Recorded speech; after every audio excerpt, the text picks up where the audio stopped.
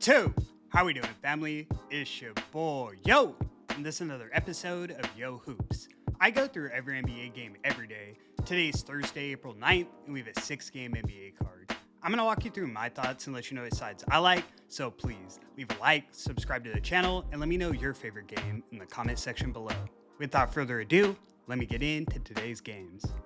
Recapping yesterday, not the best outcome. I went 3-4 on the 7-game card. I started it off strong, so I thought I was in good shape, but I dropped my last 3 plays in a row, so that set me back a little bit.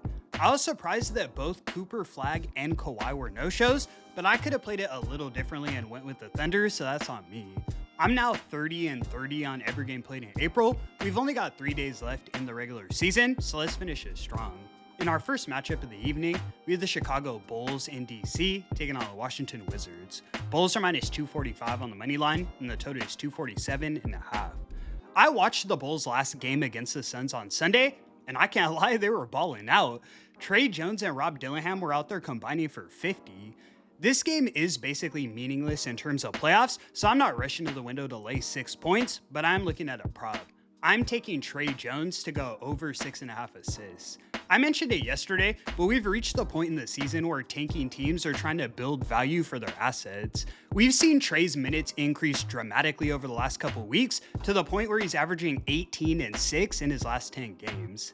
Like I mentioned, I've been watching a few of his recent performances, and he's really the guy out there orchestrating their offense. I'm gonna lock it in as my first selection of the evening. Up next, we have the Miami Heat in Toronto taking on Toronto Raptors. Raptors are minus 175 on the money line, and the total is 239.5.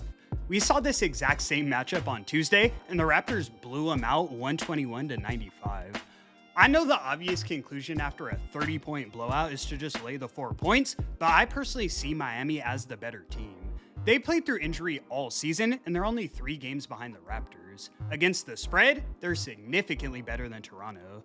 The big problem for Miami in that last game was the fact that they couldn't score the rock. They shot 36% from the field as a team, but they averaged 46.5 on the season. I guess you could credit that to the Raptors' defense, but in terms of efficiency, both teams are neck and neck.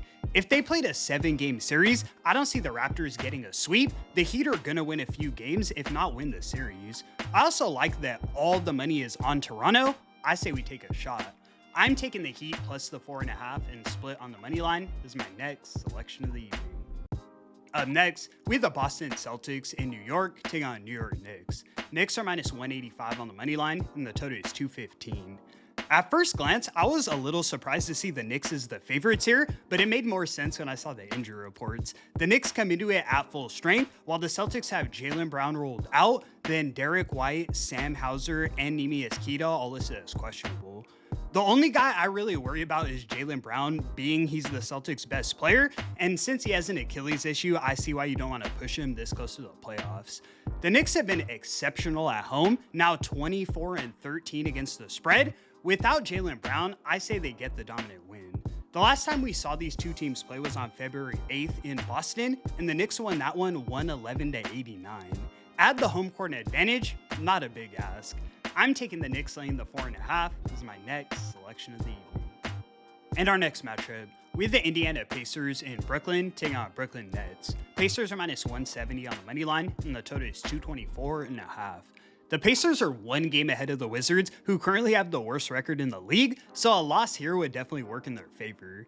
Both teams are sitting their entire starting lineups, so it's really a bottom-of-the-barrel game. I can't say I see a huge edge either way, but I am looking at the total. For me, it comes down to there being no scorers on the floor. When Obi Toppin is your best offensive threat and he averages 10 points, we might just stay under 200.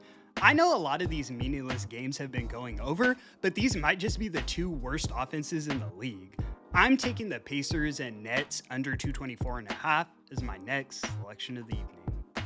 Up next, we have the Philly Sixers in Houston taking on Houston Rockets. Rockets are minus 170 on the money line, and the total is 226. The Rockets chose a perfect time to lock in. They're currently on a 7-game win streak, and they're now tied with the Lakers, who sit in the 4th seed in the West. I do have confidence in Philly at full strength, but they just got beat up by the Spurs and Pistons pretty handily in just the last week. I say Houston keeps the momentum rolling, but rather than taking a side, I'm looking at a prop. In my opinion, he's the only real scoring threat the Rockets have. I'm taking KD to go over 24.5 points. It's a little juiced at minus 130 odds, but I like it there opposed to 25.5. He's gone over in 7 of his last 10 games, and like I mentioned, the man's a lethal scoring threat. It's really up to Kevin. If he wants 30, he's gonna get it. I'ma lock it in as my next selection of the evening.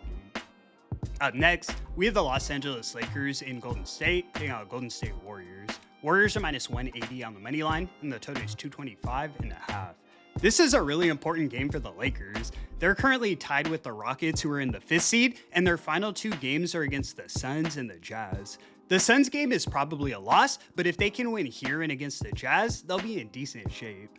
Of course, the Lakers are still without Luka Doncic and Austin Reeves, but the Dubs IR is pretty lengthy in its own right. Porzingis is ruled out, then Will Richard, Guy Santos, and Steph Curry are all listed as questionable. It's not possible for the Warriors to move up or down in the standings, so it would honestly just be wiser to rest Steph until the play-in. The Lakers still have the greatest player of all time in LeBron James on the floor. Even at 41 years old, he should be able to rally the troops. I'm taking the Lakers plus a 4.5 as my last and final selection. And that's going to conclude today's video. Thank you so much for tuning in, guys. Somehow, even in April, I'm 30-30. Let's get right back in that win column tonight. I appreciate all the support so much. I do this every day for free, so please leave a like and subscribe to the channel. It's your boy, Yo! And until the next one, I'ma catch y'all. Peace.